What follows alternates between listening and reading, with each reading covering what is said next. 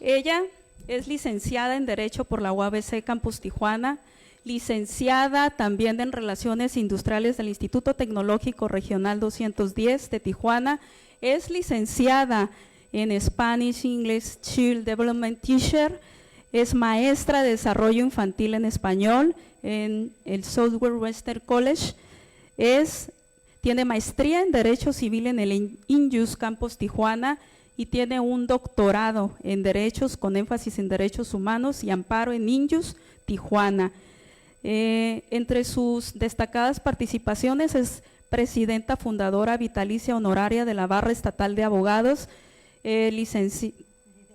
líder en Baja California AC, secretaria nacional de la organización en CONCAM, Jus Semper Loquitur AC, es honorable académica de esta Academia de México en Tijuana y también participa en la Asociación Uniendo Corazones de Mujeres con Cáncer AC. Tiene más participaciones, pero yo creo que no terminaríamos aquí la tarde, por eso le voy a ceder los micrófonos para que haga su presentación formal del tema de esta tarde, Carlota de México. Un aplauso, por favor. Le cedo los micrófonos a la doctora. Adelante. Gracias, licenciada Gladys. Muy amable por la introducción. Muchas gracias. Inicio con una frase. La historia y el derecho van de la mano. Sin historia no hay derecho. Jurista Fernando Serrano Migallón. ¿Por qué esta frase? Porque su servidora es licenciada en Derecho y muchos se han de extrañar porque estoy adherida a la Academia de Historia.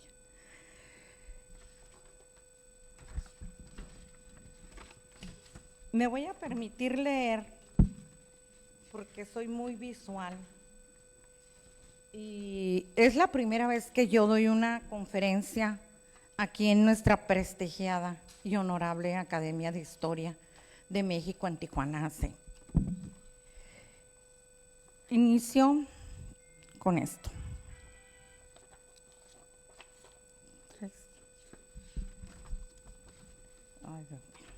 A ver, vamos a ver.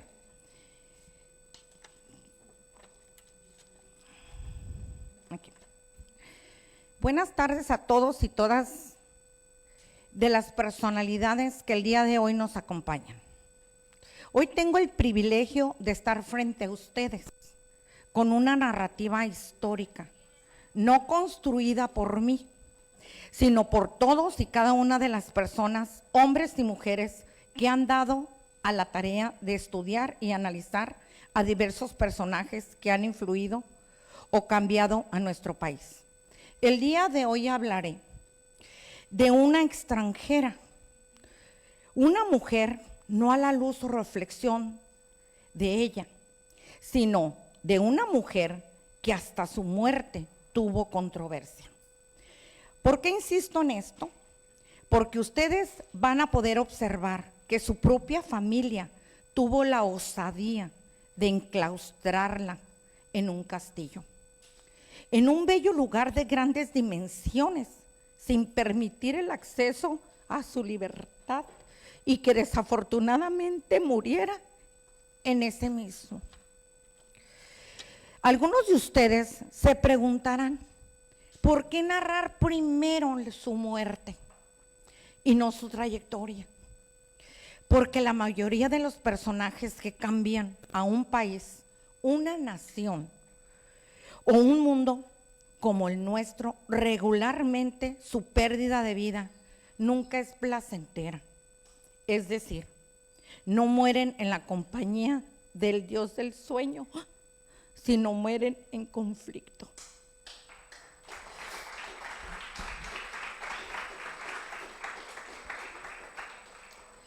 Quiero hacer un apéndice antes de continuar. Ella, Carlota, muere en un claustro y en un gran castillo que pudo ser invadido o tomado en posesión por los líderes de la Primera Guerra Mundial. Sin embargo, acontecimiento que no sucedió por la propia relación que esta mujer tenía con los principales aliados alemanes. Algunos dirán, fue una cuestión familiar. Yo diría que por lo menos fue una, perdón, estoy muy emocionada, la verdad.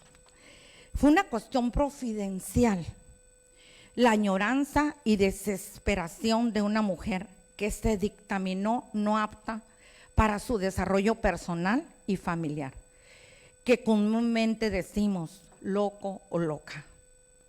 Esa es Carlota, una mujer que trascendió a sus acciones por ellas, pero murió como muchos personajes históricos, en la soledad, en la inclemencia, en la incomprensión, y por qué no decirlo, en una desigualdad enorme por el simple hecho de haber nacido mujer en esa época. Y con este preámbulo inicio mi presentación. Gracias.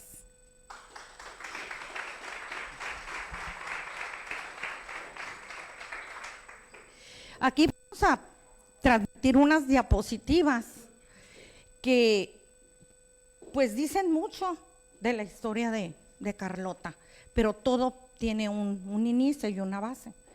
Durante la Primera Guerra Mundial, el castillo de Carlota fue rodeado por fuerzas alemanas, como se los comenté. Pero estas desistieron de atacarlo, tomarlo, ya que la emperatriz era familiar de Francisco José, quien fue emperador del Imperio Austrohúngaro, uno de los principales aliados de Alemania en este conflicto, en la Primera Guerra Mundial. En enero de 1927, como verán, postrada en su lecho de muerte, al interior del castillo de Bauchow, la emperatriz Carlota empezó a padecer pulmonía y su condición se agravó hasta que falleció el 19 de enero a la edad de 87 años. Se dice que sus últimas palabras fueron: todo aquello terminó sin haber alcanzado el éxito. ¿Se han preguntado por qué esta frase? Muchos la atribuyen a que no se alcanzó el éxito que ella deseaba en México, que su esposo Maximiliano no había logrado en los 2 años llegar a él. Por favor. Los restos de la emperatriz fueron trasladados a la cripta real en la iglesia de Nuestra Señora del King, un barrio ubicado al noroeste de Bruselas, donde se colocó una placa que la señala como princesa de Bélgica y esposa de Maximiliano de Habsburgo, emperador de México. ¿Por qué? Porque ella nació princesa. Ella era una de las 4 hijas de la única mujer princesa, ¿sí?, en Bruselas. ¿Quién fue Carlota de México? No sé si ustedes tengan un poquito de conocimiento quién fue Carlota de México, pero trataré de hacerles una reseña de ella. María Carlota Amelia Augusta Victoria Clementina Leopoldina de Sanoja, Coburgo, Cota y Orleans. Nació el 7 de junio de 1840 en el Castillo Real de Lich, en Bélgica. Como verán, había unos jardines espectaculares alrededor. María Carlota Amelia Augusta Victoria Clementina Leopoldina, Sanoja, Coburgo, Cota y Orleans. Fíjense nada más el nombre tan extenso que les daban en ese momento, en esa época, a las princesas y a muchas personalidades de esa época. ¿Y qué significaba un nombre tan largo? Cada nombre era cuidado, porque era un legado, una descendencia familiar. Por favor. Nació siendo princesa al ser hija del rey Leopoldo I de Bélgica y su esposa, la princesa francesa Luisa María de Orleans. Como verán, era una mujer bellísima, preparada y princesa por las 2 líneas de sangre, su padre y su madre. Aquí ella de pequeña. Carlota perdió a su madre cuando tenía 10 años. Imagínense una niña tan pequeña en un mundo de hombres, en una época con tantos conflictos, por lo que quedó bajo el cuidado de Antonieta Dionisia de Grimont, condesa de Hulst, quien fue fundamental en su formación y aspiraciones. Pero ¿quién fue Antonieta Dionisia? Dirán ustedes, un familiar, una tía, una persona muy cercana a la familia, en línea directa. No, era una amiga de la familia, muy cercana, pero no familiar en línea de sangre. Ella era la única niña entre 4 hermanos. Sus hermanos fueron Luis Felipe, el cual falleció en la primera infancia; Leopoldo II, quien se convirtió en el rey de Bélgica. No perdamos de vista este nombre. Tras morir su padre y el príncipe Felipe, conde de Flandes, Carlota recibió la misma educación privilegiada en artes políticas, diplomáticas, idiomas, geografía, filosofía, música, literatura, entre otras, mostrando un gran interés desde muy joven por la lectura y la política. Dominaba varios idiomas como el alemán, francés, inglés, italiano y español. Es impresionante que en esa época le permitieran a ella tener la misma educación que sus hermanos varones. Comúnmente en esa época no era permitido, y ustedes, historiadores y gente presente, lo saben. El nacimiento de un romance, el primer romance de Carlota, a los 16 años, pequeña, una niña para nosotros, 16 años. Despertó el interés de los jóvenes de la realeza europea, pero ella se fijó en uno, Maximiliano de Habsburgo, hermano de Francisco José I, el emperador de Austria.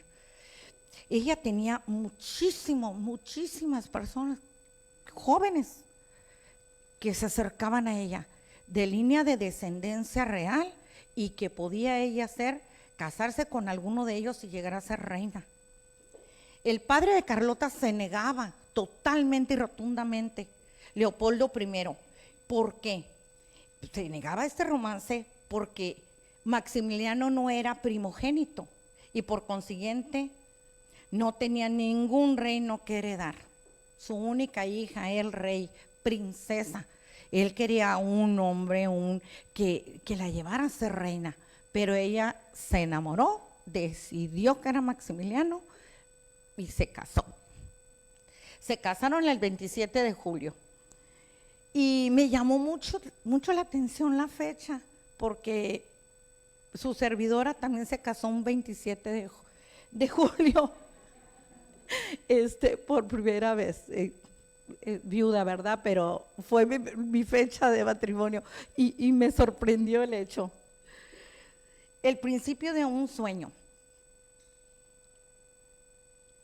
En octubre del año 1861, el ministro de Exteriores austríaco, el conde Johann Bernhard Graf von Rothschild en Rotterschlauen, dio a conocer a la pareja la búsqueda de un nuevo monarca para México, que promoverán los conservadores mexicanos. Fíjense nada más, los conservadores mexicanos en esa época buscar que llevaran a un personaje del extranjero, de una realeza, a gobernar. O sea, es impactante. Nuestra historia habla mucho.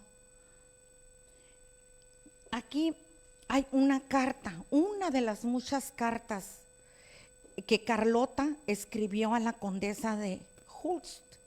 Algunas cartas recopiladas por la investigadora alemana Susanne Igler. Y dice: yo prefiero por mi parte una posición que ofrece actividad y deberes, aún dificultades si querréis, a contemplar el mar desde una roca hasta los 70 años. Fíjense la visión de ella. Yo a veces le digo aquí a mi hijo presente, Ryan, gracias mi amor por estar conmigo, le digo, mi hijo, me dice, mamá, ahora vas a hacer esto y vas a ir. Y le digo, mi hijo, ¿qué quieres? ¿Que esté sentada en el sofá viendo al techo? Y es una frase que yo le digo a mi hijo. Y miren ella también la frase que utilizaba. ¿Prefieren que esté sentada en una roca viendo al mar? Fundar una dinastía y ocuparse del bienestar de un pueblo son grandes tareas, decía Carlota, aún en su adolescencia, al recordar que había sido educada para reinar. Están hablando de una Carlota de 16 años, una Carlota muy joven. Terminó convenciendo al dudoso marido, Maximiliano, y se embarcaron a un México ya dominado por los franceses. Napoleón III había iniciado una invasión en 1861, tomando la Ciudad de México en 1863. Por lo tanto, los nuevos emperadores llegaron con bien al puerto de Veracruz, respaldados con 28,000 soldados. Pues ¿quién no los iba a recibir bien, verdad? Pero cuenta la historia que no fueron bien recibidos en el puerto de Veracruz, pero ellos hicieron caso omiso, muy seguros con sus 28,000 soldados, y siguieron avanzando. Ahí cómo llegaron, ven la embarcación imponente, ellos llegando con su vestuario muy estilo francés, y toda la gente, si ven, gente de nuestro México, con su vestuario de esa época, sus rebozos, sus vestidos hermosos, recibiéndolos. Por favor. La pareja fue coronada el 10 de abril de 1864 en la Catedral de Ciudad de México y buscaron desde el principio formar una estrecha relación con los pueblos indígenas. Como verán, ahí están nuestros indígenas. Otra de las cartas que ella escribió, decía Carlota en otra de sus cartas recuperadas: soy completamente feliz aquí y Maximiliano también. La actividad nos sienta bien, éramos demasiado jóvenes para no hacer nada. Vuelve a mencionar ella. Fíjense la visión de ella. Quería hacer algo, quería trascender, quería aportar, así como todos los académicos que este día estamos aquí y su servidora que les está exponiendo esta presentación. La primera mujer gobernante de México. Vamos a ver por qué se dice que fue la primera mujer gobernante de México. Maximiliano no se veía muy entusiasmado con la responsabilidad de gobernar un país en guerra, debido a la resistencia de Benito Juárez. A pesar de ello, Carlota decidió darle sentido práctico a su presencia ahí. Para los mexicanos no estaba de acuerdo con ello, los mexicanos no estaban de acuerdo con ello, debido a la poca relevancia que tenía la mujer en la política del país. Imagínense en esa época, una mujer extranjera dar el ejemplo a las mujeres que ya vivían en México y que segura estoy que también eran muy capaces de hacerlo.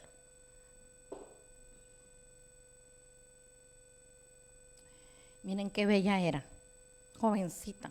Ante las veleidades de Maximiliano y sus ausencias constantes al castillo de Miravalle, como nombraron al de Chapultepec, Carlota no tardó en tomar las riendas del poder. El estatuto imperial decía que en ausencia del emperador Maximiliano, Carlota fungía como regente de cabeza del gobierno, lo cual se hizo cada vez más frecuente ante los viajes de su esposo fuera de la capital. Se dice que a Maximiliano le gustaba muchísimo ir a Cuernavaca y que dice la historia, ¿no?, que se iba a cazar mariposas. Imagínense qué clase de mariposas, ¿verdad?, iban a cazar. Adelante. Las aportaciones de la emperatriz Carlota a México, muy importantes. Adelante, por favor. La investigadora Susan Eager fue la investigadora que más estudió a Carlota. Explica que la joven emperatriz aprovechó que su esposo se iba de viaje, aquí está, a cazar mariposas en el idílico Cuernavaca, para emprender proyectos sociales de infraestructura y de caridad. Fíjense nada más, de caridad, cazando mariposas, ¿no?, en Cuernavaca. Emprendió la mejora de los transportes y las comunicaciones, como la vía ferroviaria de la Ciudad de México al puerto de Veracruz. Fíjense nada más quién lo hizo. En la capital abrió el Paseo de la Emperatriz, que posteriormente se convirtió en el Paseo de la Reforma, la avenida más icónica de México. Redujo la cantidad de horas laborales, prohibió los castigos corporales, así como también el trabajo infantil. Fíjense qué aportaciones hizo ella tan importantes. Y hasta la fecha podemos disfrutar y gozar de ese país, ¿no? De ese andador hermoso, de esa avenida, que ahorita en octubre le ponen flores de cempasúchil, y se ve espectacular. Decretó la ley de instrucción pública que garantizaba la instrucción primaria gratuita y obligatoria. Ay, fíjense qué interesante quién lo llevó a cabo. ¿Ustedes quién creían que lo había hecho? ¿Me pueden decir alguien quién creía que lo había hecho en esa época? Benito Juárez, exactamente. ¿Por qué? Porque pues era el que estaba, ¿verdad?, a un lado de ellos, pero no. Ella fue la que decretó la ley pública, una mujer, primaria gratuita y obligatoria. También fundó escuelas y académicas como un conservatorio de música y una academia de pintura, porque ella traía el arte en las venas, le encantaba. Y miren qué hermoso, nuestros jóvenes en aquella época mexicanos teniendo esa oportunidad de acceso ya a la cultura. La emperatriz también abrió guarderías, asilos y casas de cuna. Gastó enormes cantidades de dinero en obras de caridad. Además, durante el conflicto entre el Segundo Imperio y la Iglesia Católica, negoció para que se rompieran definitivamente las relaciones entre Estado y la Iglesia. Y nosotros creyendo que fue Benito Juárez. Es interesantísimo estudiar la historia. También se le adjudica a Carlota de México la creación de la Junta Protectora de las Clases Menesterosas, la cual protegía a los indígenas. Aquí hay una familia de la tribu Kikapú. Fíjense nada más qué vestuarios tan espectaculares, los plumajes. Y ella cuidó de ellos, los protegió a nuestros indígenas. Adelante, por favor. Otra de las, fíjense aquí, Frederick Hall, consejero de Maximiliano, lo que comentó de ella, es muy importante este comentario. Si ella hubiera sido un hombre a la cabeza de un gobierno poderoso, la hubieran considerado el soberano inminente de su era. Fíjense nada más. Trascendió. Ahí está. Todo lo que ella hizo.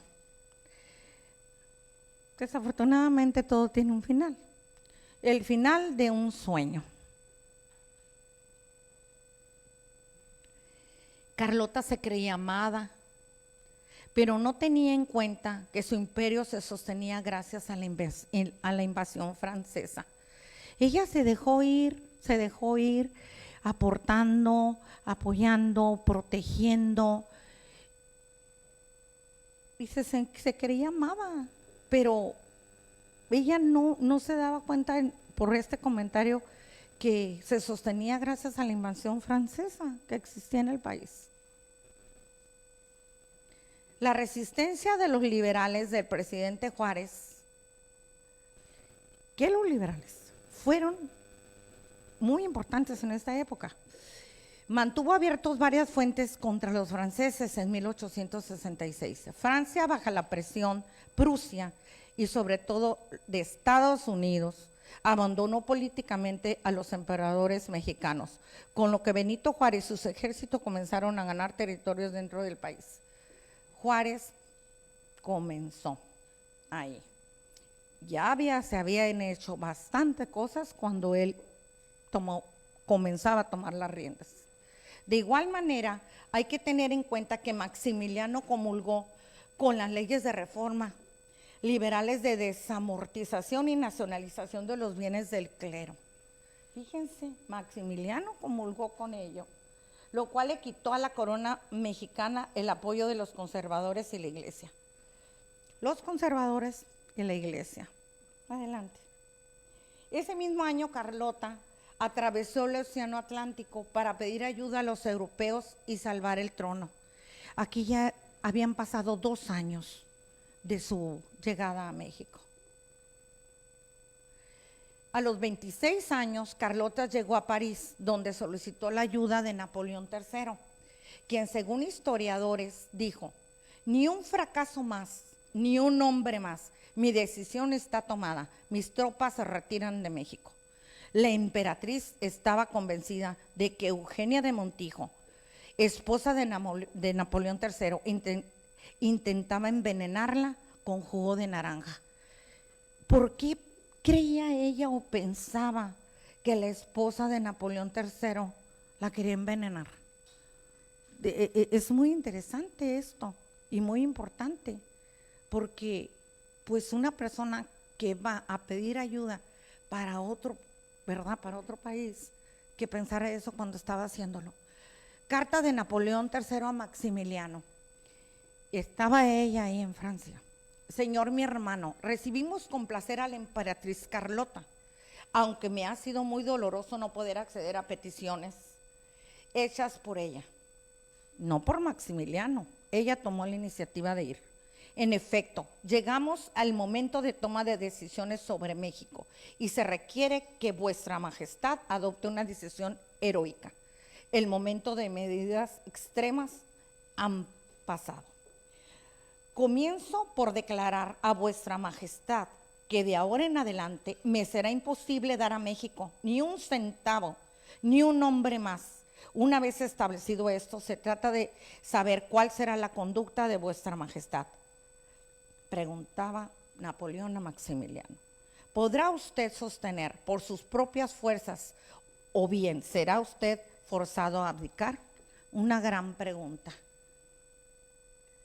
En el primer caso, mis tropas permanecerán tal y como fue acordado hasta 1867.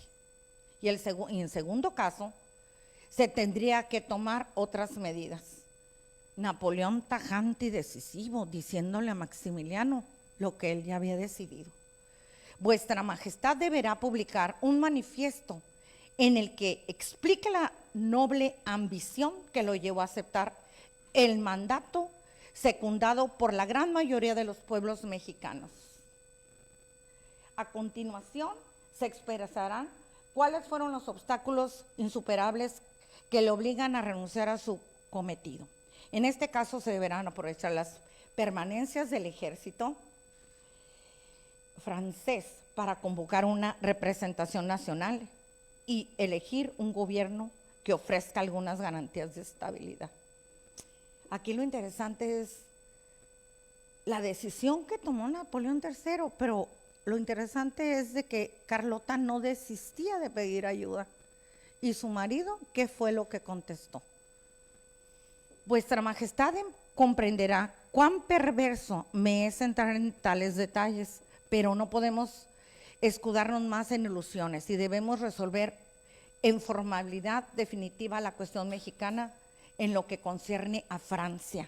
Suplico a vuestra majestad creer que haré siempre todo lo que de mí dependa para testimoniarle la vida simpatía,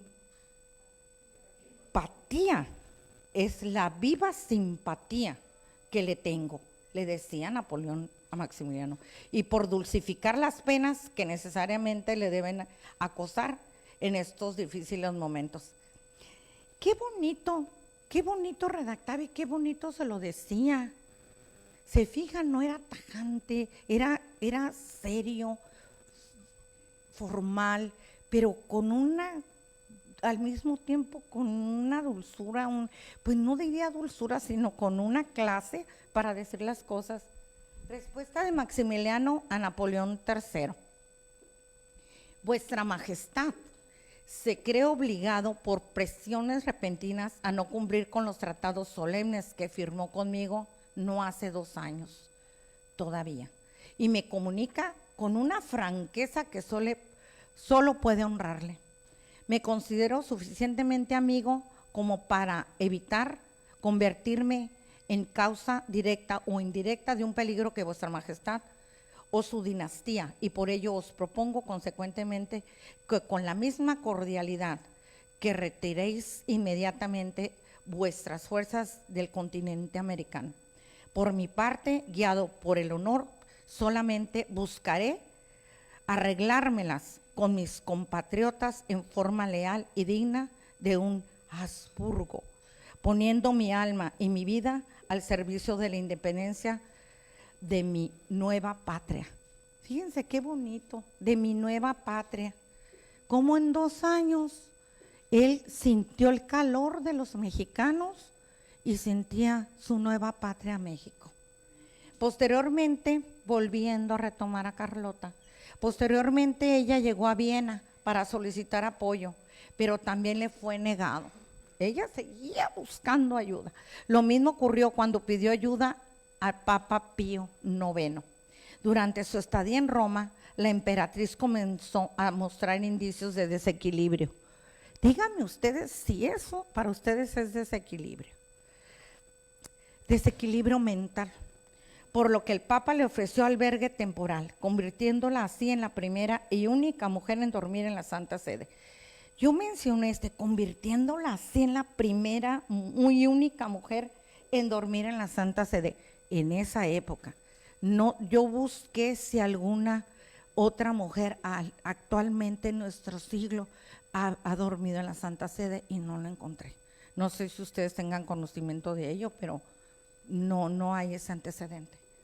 La emperatriz comenzó a mostrar comportamientos repetitivos como el mordisqueo de un pañuelo y las uñas, o al menearse el cabello constantemente, probablemente derivado de la ansiedad que le provocaba la situación que estaba viviendo en México. Sentía que querían envenenarla, por lo que solamente bebía agua en las fuentes de Roma. También veía en cada persona a un espía que buscaba su fin. Pues meciarse el cabello, mi hijo se agarra el cabello hasta para dormir.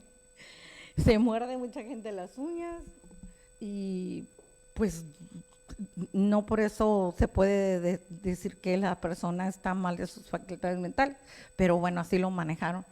Se cree que el detonante de ese desequilibrio fueron las negativas recibidas en Europa, pero el fusilamiento de Maximiliano el 19 de junio de 1867 en el Cerro de las Campanas, Querétaro, terminó con su salud mental. Ese mismo año fue declarada médicamente como demente.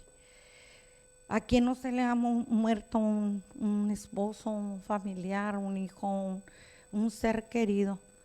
Yo soy viuda por primer matrimonio y no se me consideró demente, ni creo que a muchas de las personas que nosotros conocemos. Se dice que las últimas palabras de Maximiliano fueron: voy a morir por una causa justa, la de la independencia y la libertad de México. Con mi sangre sellé las desgracias de mi nueva patria. ¡Viva México! Fíjense cómo llegó a querer a México. Un hombre extranjero que no conocía absolutamente nada de su gente, del país. La camarista de la emperatriz Carlota, Matilde Dublinger, debía cocinar todo frente a ella, ya que veía veneno y envenenadores en todas partes. La emperatriz ya casi no dormía y no confiaba en nadie.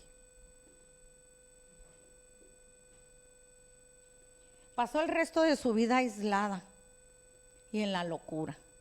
Primero vivió en su antigua morada, el castillo de Miramar, en Italia. Allí fue recluida a un cuarto con barrotes, en aislamiento total, tratada con agua helada e inmovilización. Posteriormente vivió en Bélgica, en el castillo de Tervuren, situado en Flandes, y después en el castillo de Buchut, en Meissen. Aquí está la biografía, de cual tomé, como les dije, toda la información de Carlota. La pongo a su disposición todo esto. Y gracias de todo corazón. Doctora Roxana Herrera Telles. Si me lo permiten, Gisela, si me lo permiten, a continuación voy a sacar una pequeña conclusión de cierre, una conclusión muy personal. ¿Me permites? No pretendo convencerlos que Carlota fue una heroína, ni tampoco una villana. Creo que la historia solamente la cuentan los que netamente o realmente la vivieron. Pero sí anhelo una reflexión de esta mujer, que sí anheló una inspiración, que amó, respetó y cuidó a su esposo, se atrevió a ayudar a los desamparados, rubro o aspecto que pocos hacen notar, o diremos que no es pertinente para unos cuantos. Yo hice esta pequeña reflexión. ¿Quién fue el que la enclaustró en el castillo? ¿Quién fue el que la declaró loca? Nada menos que su hermano el primogénito, el que subió al trono cuando el padre falleció. Y hago un pequeño comentario. ¿Por qué él quería que Carlota estuviera recluida y la declaró loca? Si era una persona realmente, extraordinariamente, y yo diría, con una palabra, si me lo permiten, describirla, inteligente. Una mujer que dedicó su vida a ayudar, a dar, a aportar, como lo vimos aquí en esta noche. Entonces, pues, yo se los dejo a su imaginación porque el hermano la recluyó y la declaró, ¿verdad?, demente o loca. Y esta noche yo los invito a que se anexen a nuestra Academia de Historia de México en Tijuana. Es muy bonito viajar por la historia, porque es nuestra base. Como lo dijimos, sin historia no hay derecho, derecho sin historia.